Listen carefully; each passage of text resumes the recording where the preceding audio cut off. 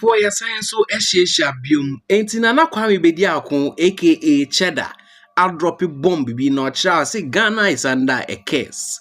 According to Nana Kwame Bediako, ordinance sama betuja Opambour ono so be fire over Airbus scandal na president John Dramani Mahama ni din ewo movie ebusia me no ba be ko nsem ni mu aha Ghana gossips me ka so ye new viewer now subscribe to your channel where oba subscribe to channel no be like it na watch wadwen ewo your comment ni mu e de amaye so without much delay no yenkwa yensem yen sha se mfam fini say Opambour aba be fire over Airbus scandal hun sensem recently no issues be pop up Opambour aba be kasa e de fa ho na answer e beti Opambour no yendi kan entie Cheddar say e kamia kwakwa eti say Ghana is under a case na egusia yenti nsem a Cheddar di tuja e wo this side e fa Dr. Kwame Nkrumah ho ene Ghana ho wo hwe man na yetimu na Obo Kwame Nkrumah din nti me pese me de Kwame Nkrumah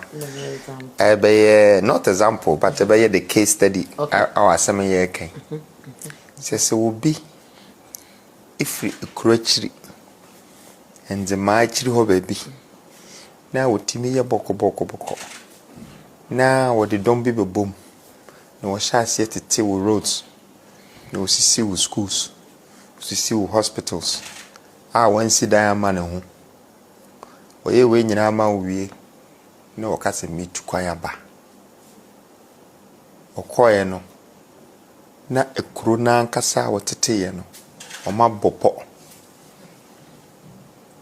adia say na chi nyina ama wamba back onto so se bibi say sia say ye se Kwame Nkrumah kasa na bodua no se nya onu betua ho aketua timide me free se Ghana man no eduabo bia bae so na free se ne sia ye tete nipa ye nipa yankra nipa na ye sei nipa ti wo hwa efiti set time ye nyaa fa hodie no in 1957 intimi nkra nipa biem.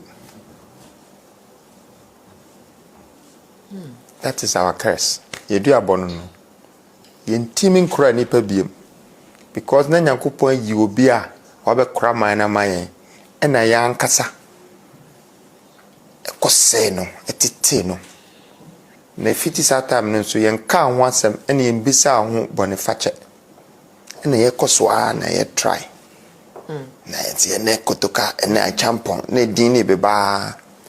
And so uhwe ni nyina echi a koto enkro emane so the ninth born nti Ghana needs to be born again na se Ghana betimi awu Ghana biema na ekirese first of all no ya accept ye woodism say yes ye na yaye nti ese ya nso ne yesa akora no na enye law asem ena enye party asem ena enye omo hye political suit nso asem na emomu no ya adwempa akomapa ena masunsumpa yi ne ho timide anamo ametu ye no free say esma me say na me maya anye ne ye no membra na me me ne ye nti enye kwan pe ena me kase me baba ye beboa Ghana and in your schools and NASA hospitals na me promise me say me sia mama ebeboa Ghana na emomu no dream pabi ni akoma pabi ni sunsum pabi asese ye sande wo ye ho biem na me yetimi afatene me ne kwan papa bi so a o kina bi no ye ma emma ye ba be wo mo no omuso etimi anya kwan papa bi so anante. Inti adofo senya mote ya no se wotie nsem a Cheddar de betu ya na one way or the other it can be possible say their Cheddar can no crow. It can be possible but wa share video no so no maami hu adwenche e wo comment ni mu na ye de Cheddar ne nsem no to nchen a Opambour aba be fire concerning Airbus scandal enenam emmonten na ebutua Opambour e de nsem aba betu ya na yentie nsem Friday and Famra. Odi for patrol Airbus the no. Aircraft, plane. Our odi for patrol you would Mahama Bresono, Otoma Ghana Armed Forces.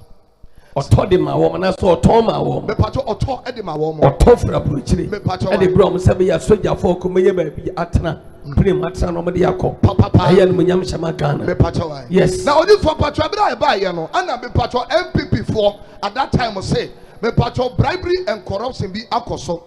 I was sa aircraft now me patrol. You would Mahama a toy Airbus for no. We are Ghana's can be a Freddy. Well, you are Son of the tone or so. Son of the tone. Omokai. Me patrol that time. So we are Ghana's can. Me patrol wine. Yes. Yes. Me patrol scanner or the toy and Ebroso. There no one in yes, one in your banana. Me patrol sa pepe. Okay, twaso. Now only for patrol Sasami Abra me patrol special prosecutor. Me patrol Obediadi. And I'm a patrol at the next so. Say you would my town did the carry assassin. 1 year who said and from so be any. Yes, sir. I will hear Dramani Mama. Yes, sir. JDM. Yes. It's a patrol when the buy and Wabetwaso. Now the for patrol or two prosecutor when the buy. Yes, sir. I will free MPP by Mono. Yes, sir, father. Or MPP Nino. Yes, sir, father. And Wabetwaso. Me patrol. You no see prosecutor. Me patrol. Twaso. Me patrol or free MPP Abemuna. It was for patrol Washington Semuno. I know the for patrol and what the other 12 one say. Sa asem na mo ka de to ye wura John Mahama so no enye no kore na sika bia me di ni nsem oni agane sika bia ofa Ghana bibia na ni nua bia so enya Ghana sika bia na John Mahama efa kwan peso ane koto ye prosecutor ye MPP ni odi abani me patrol special prosecutor your friend say kisi ajaben radisha no odi from patrol what the about on abu kisi ajaben na dey buy wa friend central phone nyina patrol no dey to omani sa so mo kobo ni dewuro nche Ghana for say eye John Dramani Mahama me patrol ne ho son sa odi from patrol no ade aba no sa asem kese pa se papa no efa kwan paso a one city kura me di ni nsem na ni nua no mo nyina so one city bia nkodi obi a lundur iliala ade no ko parliament ama parliament e kire kwaya mo mfa so a omo nkoto plane no efa mre Ghana Armed Forces sa enu amu ana omo fa so omo toye enti onyamfumso bia ne ho son wan fa hwe me patron fa onyamfumso bia me patron onyamfumso bia Allahu akbar na ni nyina mo di for patron so mo release order e dey ma international police say ye wura Mahama nua na owo abrochire no me patron mo nkofa no yes sir me patron che say wodi Ghana sika sir ana patron special prosecutor e release order say order ni nyina watwam sir MPP special prosecutor no di for watwam say ne woni asem oni sika bia oh so say onyame pese o hirawa Jesus wotew ho o pejawa woni panyina ho Jesus bismillahir rahmanir rahim Afani shadi pa bi ahwe oye nyankopon di fo kire se odifo efri se enkom se efri bade nche fri wonu ba ye odifo papa no wo sensan woni ma bi amenti ase oh yes awo mo sani ti ni sa ye MPP fo no a onyame ti ase ahono na me menti ase no onti ase a for Jimmy film siko ba bia wo hwe ye biara fakabra Ebenezer Mako worship center onyame a wo ye de obeje wabo nations prophet me catch it me see di for no ane wo he ye pegana di for no a enya di ankom hye awade na me so akane ebese santa he sankom hye be generate awade pa ayiyi bibia hye ba bia pie my god ne ni pe na wo sie wo di for wo man mu Jesus na MPP for me yesa me di onyame tumi a wo me so be boa wo because me na di kraka to mo say omo friend Ghana a di for me aso for na omo ye crusade Kocha Center ha no mo bombai wa ha omo ye bi Jackson Park omo ye bi sports stadium na me catch them so mo pa omo frɛ aso for Ghana ha nyina apa no this omo ba manim nation prophet and yes omo nya da yes ampan so omo ansana 26 omo buy ye brade fire so bo aho enokra papa akwanche mo se me frɛ brade me kyina mo sɛ ye kenya nkopa do matadi asamre onyame enim wa Ghana ha odini nyina ma mi gyina ho yepa odini nyina ma na nkopon ya do ma national cathedral se no ma hwehwe nsem ma no kura pie no yes sir national cathedral no so yes sir ye ba ne aba be hwehwem ye das ama ho nso no kura pie so obi waso na so obi nso nya den yes Inti adofo senya amote ya no according to Opambour kira ono na ya mede ngosra no yeah that ngosra no ono na ya mede amano into ono no betimi decide aka say debi this is what will happen we dey nkoye we dey bekoye according to Opambour ni somebody betu ya no na wa share video no so then I would infa ho. Let me know your opinion in the comment. Opambour aba be fire big time na haso Ghana gossips.